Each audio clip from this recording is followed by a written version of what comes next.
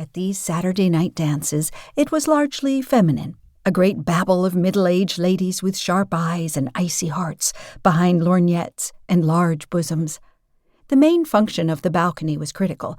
It occasionally showed grudging admiration, but never approval, for it is well known among ladies over 35 that when the younger set dance in the summertime, it is with the very worst intentions in the world, and if they are not bombarded with stony eyes, stray couples will dance weird, barbaric interludes in the corners, and the more popular, more dangerous girls will sometimes be kissed in the parked limousines of unsuspecting dowagers.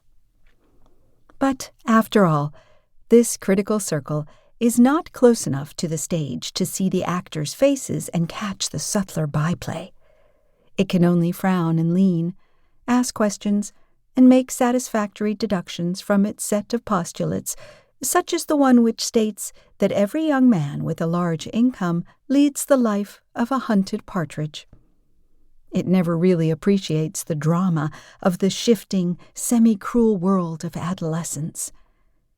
No, boxes, orchestra circle, principals, and chorus be represented by the medley of faces and voices that sway to the plaintive African rhythm of Dyer's dance orchestra. From 16-year-old Otis Ormond, who has 2 more years at Hill School, to G. Reese Stoddard, over whose bureau at home hangs a Harvard law diploma, from little Madeline Hogue, whose hair still feels strange and uncomfortable on top of her head, to Bessie McCrae, who has been the life of the party a little too long, more than 10 years.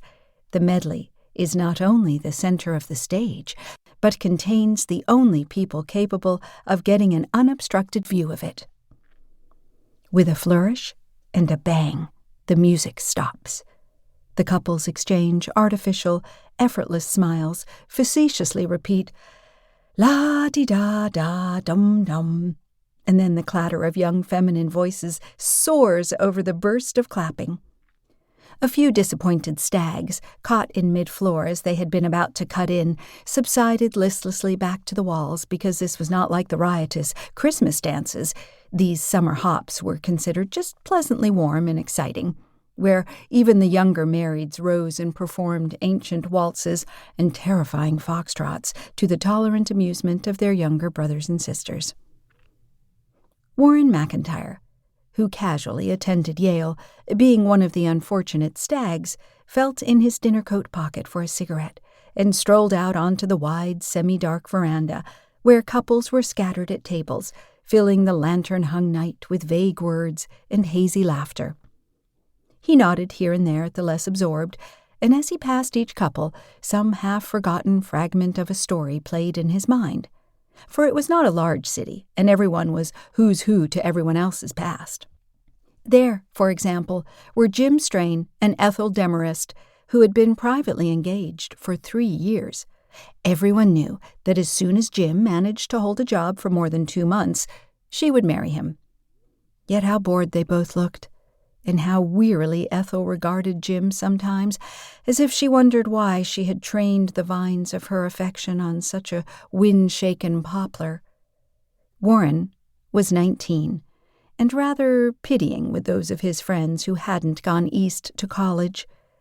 But like most boys, he bragged tremendously about the girls of his city when he was away from it. There was Genevieve Ormond, who regularly made the rounds of dances, house parties, and football games at Princeton, Yale, Williams, and Cornell. There was black-eyed Roberta Dillon, who was quite as famous to her own generation as Hiram Johnson or Ty Cobb. And, of course, there was Marjorie Harvey, who, besides having a fairy-like face and a dazzling, bewildering tongue, was already justly celebrated for having turned 5 cartwheels in succession during the last pump and slipper dance at New Haven. Warren, who had grown up across the street from Marjorie, had long been crazy about her. Sometimes she seemed to reciprocate his feelings with a faint gratitude, but she had tried him by her infallible test and informed him gravely that she did not love him.